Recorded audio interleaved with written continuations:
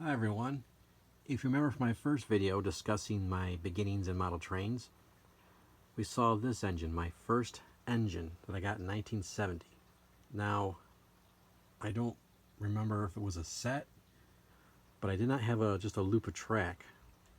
What I actually had was a plastic layout identical to this one, I believe. This isn't the actual one I had as a kid.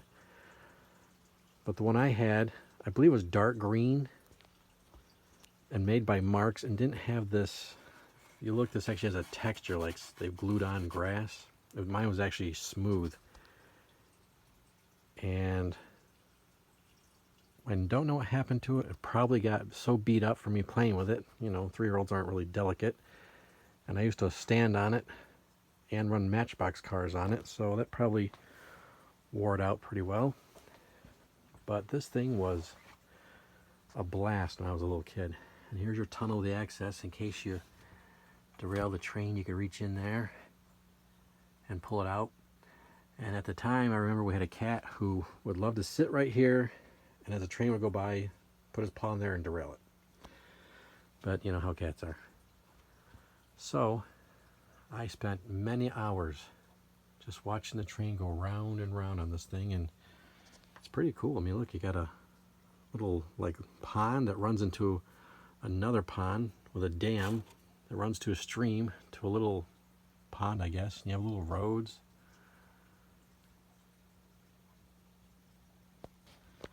Now let's see if we can get my engine to make it around. Now this isn't very well supported, so it's probably a little warped. So I don't know if the engine will make it all the way around, but let's give it a shot.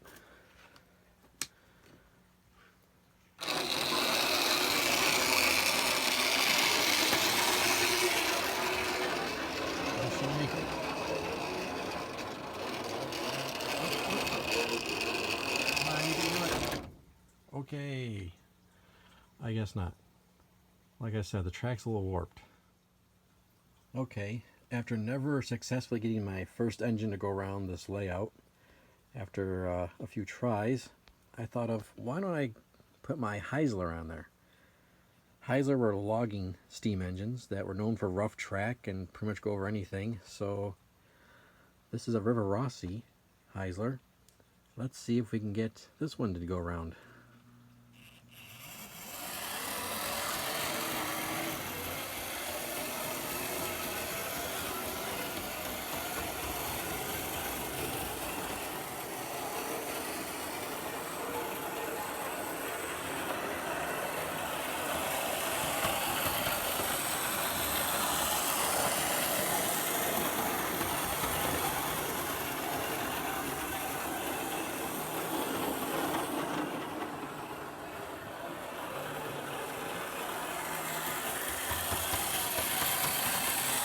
Wow, she did it.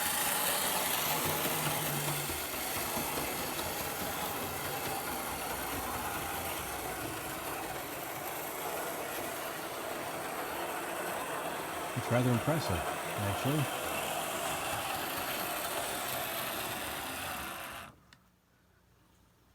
When I was about 5, we moved from the house which I ran this train into a bigger home, and I have no idea, like I said, what happened to this layout.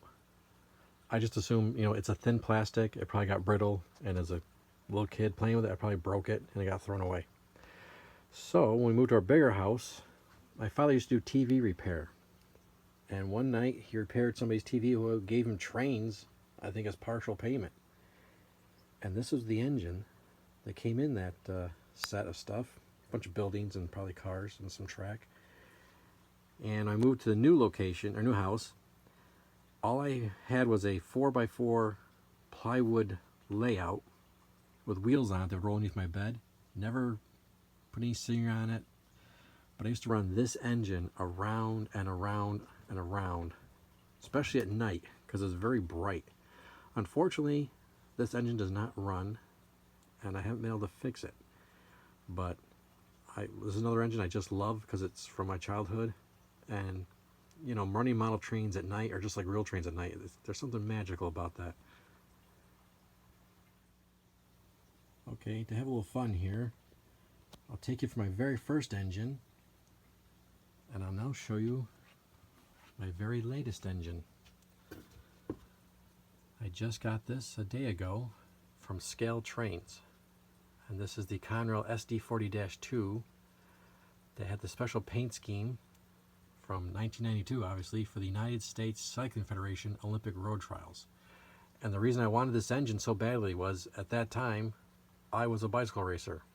I wasn't in Altoona for those Olympic trials. I wasn't at that level.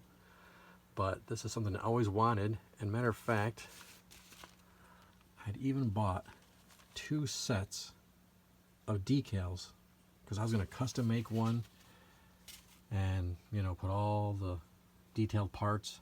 And obviously I never got around to it. And once they announced that they're going to do this high-end DCC with all the sounds and everything else, I couldn't say no. So let's just take a little listen.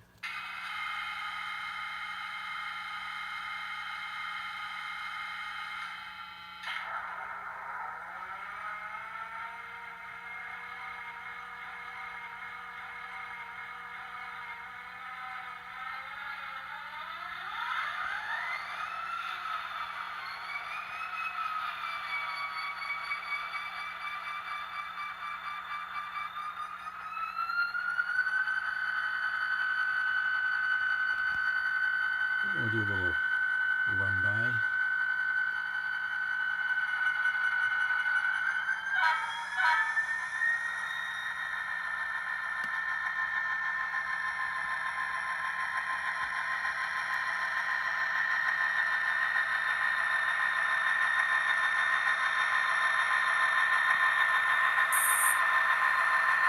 And I also got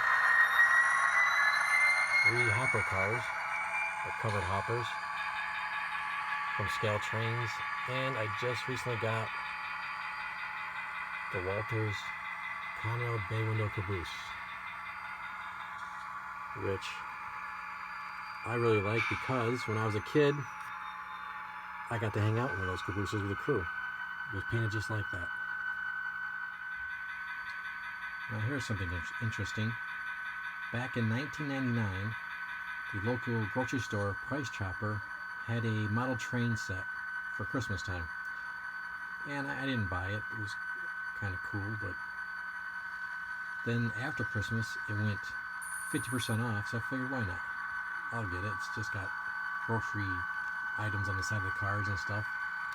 But look at the engine. Very strange how these are very similar. I don't know if that's just, I assume it's just coincidence, but it just struck me as being kind of funny. Now, if you're wondering if I currently have a layout, I don't. What I have at the moment is just 2 tracks on the shelf. One's DCC and one's DC. And here's my Norfolk and Southern Heritage Unit collection. I have 18 of them. But this top shelf is where a coal mine is going to go. And there's going to be a steep grade lean up to it. And it'll be like the trains have to go up a steep mountain to get to the coal mine. This is my temporary workstation where I work on my cars and engines, which is what I enjoy most of anything. So that's why I tend to drag on getting a layout built. And then over here we have boxes of trains, shelf with boxes of trains sitting on shelving that will become the bench work for a layout, which will go around the entire room. But we'll get into that in more videos. And the 2 biggest reasons I'm telling you the history, my history anyways, of model trains and love of real trains is, 1, I want my son to know why his crazy father is just crazy about trains. And 2, the layout that I'm going to build is going to be a reflection of my life. And everyone I've come across in model trains, real trains, and there'll be something on that layout dedicated to them. So like I said, we'll get to more of that later.